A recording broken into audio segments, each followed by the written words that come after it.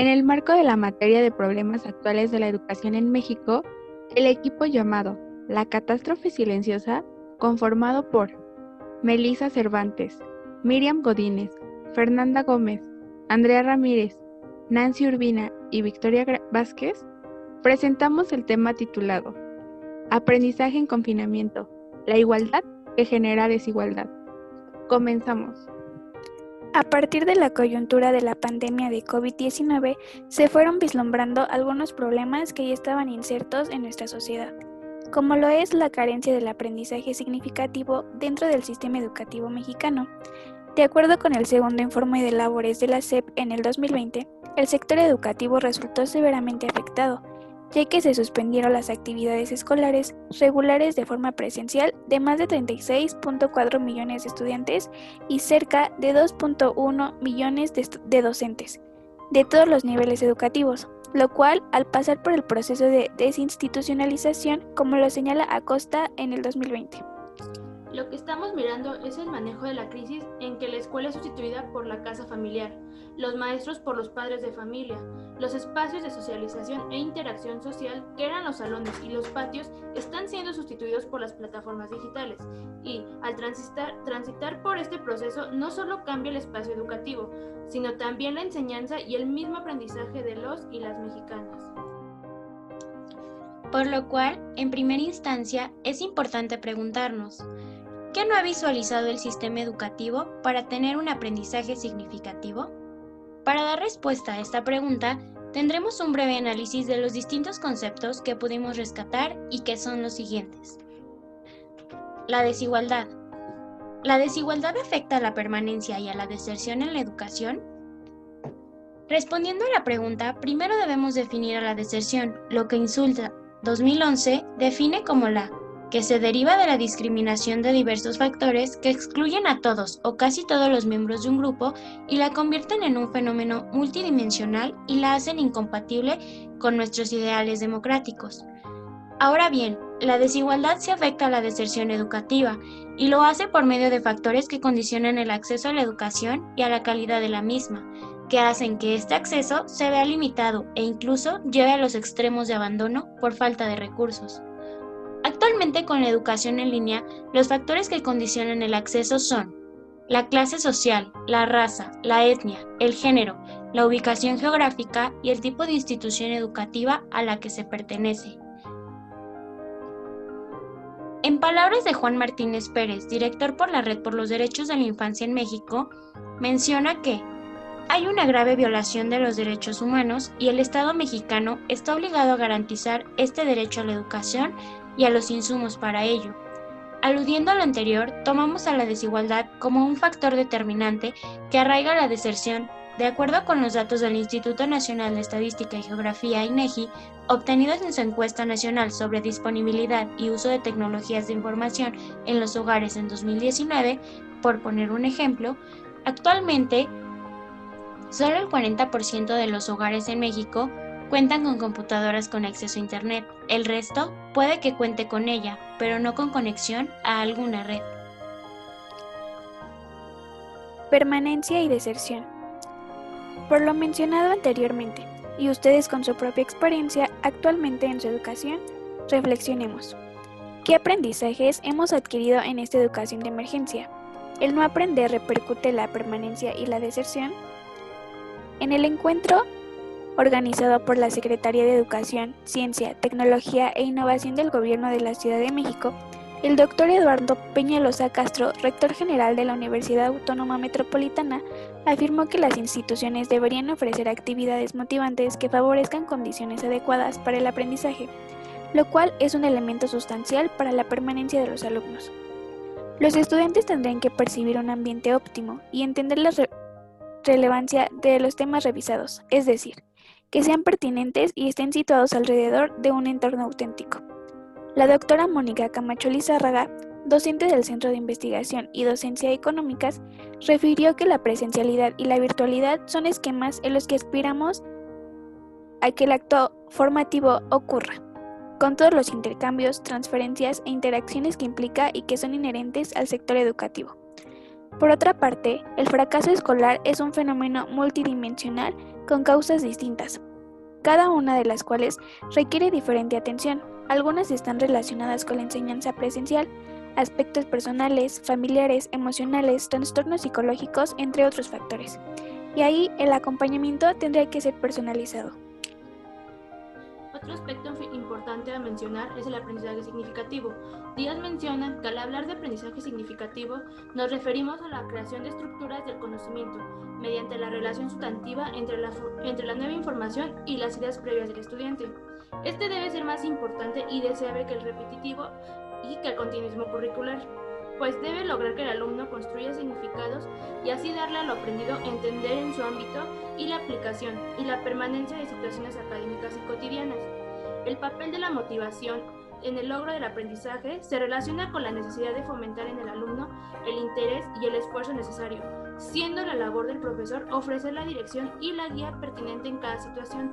Pero para esto es importante recalcar que se requiere una disposición para aprender significativamente por parte del alumno y una intervención del docente en esta intervención. Entonces, reflexionemos. ¿Ustedes creen que en verdad se está teniendo un aprendizaje significativo en la actualidad? Además del aprendizaje significativo, se encuentra el aprendizaje situado. Cuando hablamos de aprendizaje, enseguida vinculamos el concepto de enseñanza, y es que son conceptos que están relacionados. Es decir, para que exista un aprendizaje se debe pensar en la enseñanza, y entre estos dos conceptos se encuentran inmersos el alumno y el docente, donde además de que ambos adquieren socialización y de que aprenden uno sobre el otro, es un concepto importante que en la evaluación, que retoma la evaluación, donde podemos hablar de aprendizaje, donde no podemos hablar de aprendizaje sin olvidar de qué forma se evalúa ese aprendizaje. La concepción de aprendizaje se ha ido transformando con el paso del tiempo. Anteriormente, el aprendizaje solía ser un proceso de transmisión y recepción de información. En la actualidad, retomando el concepto de Frida Díaz Barriga, el aprendizaje es un proceso de construcción de significados, cuyo atributo definitorio es un carácter dialógico y social. En la actualidad, creo que seguimos reproduciendo el primer concepto de aprendizaje. Recuperando información de la encuesta realizada por la UNAM, se hizo referencia a la necesidad de formarse alrededor de aspectos como la manera de redistribuirse el tiempo, el conocimiento de herramientas digitales, el diseño instruccional en una plataforma en línea, las formas de evaluación y la creación de contenidos, entre otras cosas. Algunos ejemplos de estas respuestas son las siguientes. En general, a través de mi dependencia estoy siendo apoyada, pero me gustaría recibir cursos de capacitación tecnológica para aprender a mejorar más y mejorar las TIC. Otorgar clases sobre didáctica, manejo de grupo y control emocional de grupos online. Tal vez el mayor reto es la evaluación a distancia. Propuesta de estrategias de evaluación a distancia. Es lo que algunos profesores contestaron sobre algunas preguntas en cómo les va en la educación en línea. La responsabilidad que tienen los docentes y alumnos por el aprendizaje siempre ha sido un reto educativo, pero en la actualidad lo es aún más. Tomando en cuenta la tarea del docente, es importante hablar del currículo educativo, el cual es puente entre la teoría y la acción. Sin embargo, con la situación actual, se vuelve más complicado el diseño y la correcta implementación del mismo, ya que las posibilidades de un mejor desempeño de los profesores chocan con la tradición pedagógica y la práctica dominante en la escuela presencial.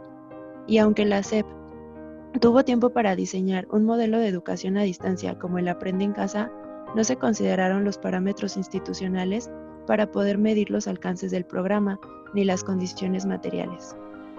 Según el Programa de las Naciones Unidas para el Desarrollo, en 2019, vivimos en la región con mayor desigualdad en los ingresos de todo el mundo.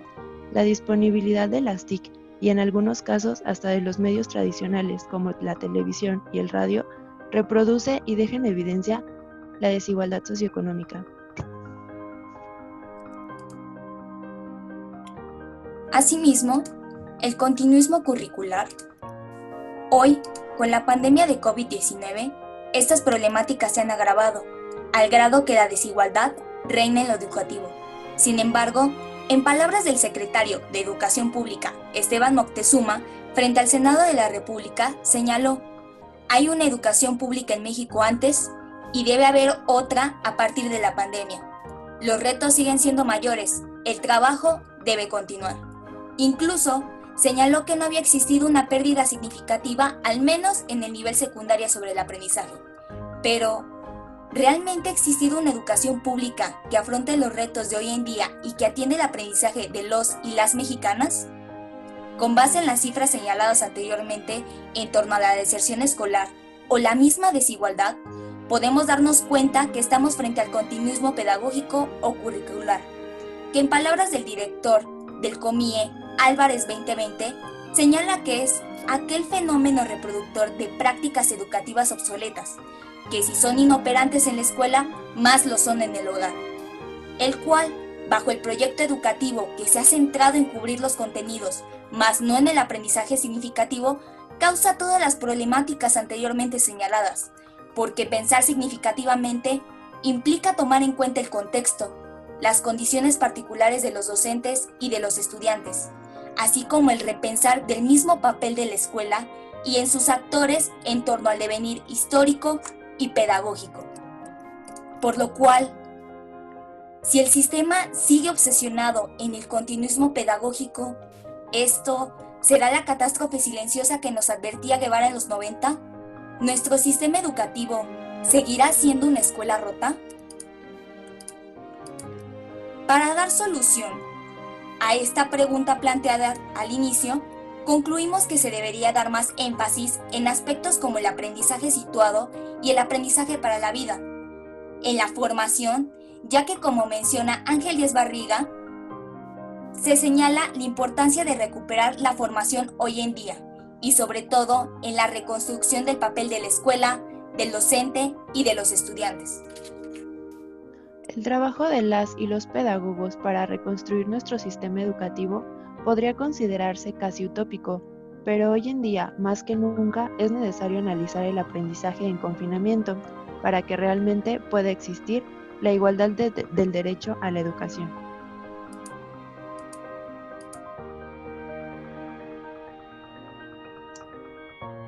Por parte del equipo La Catástrofe Silenciosa, agradecemos su atención.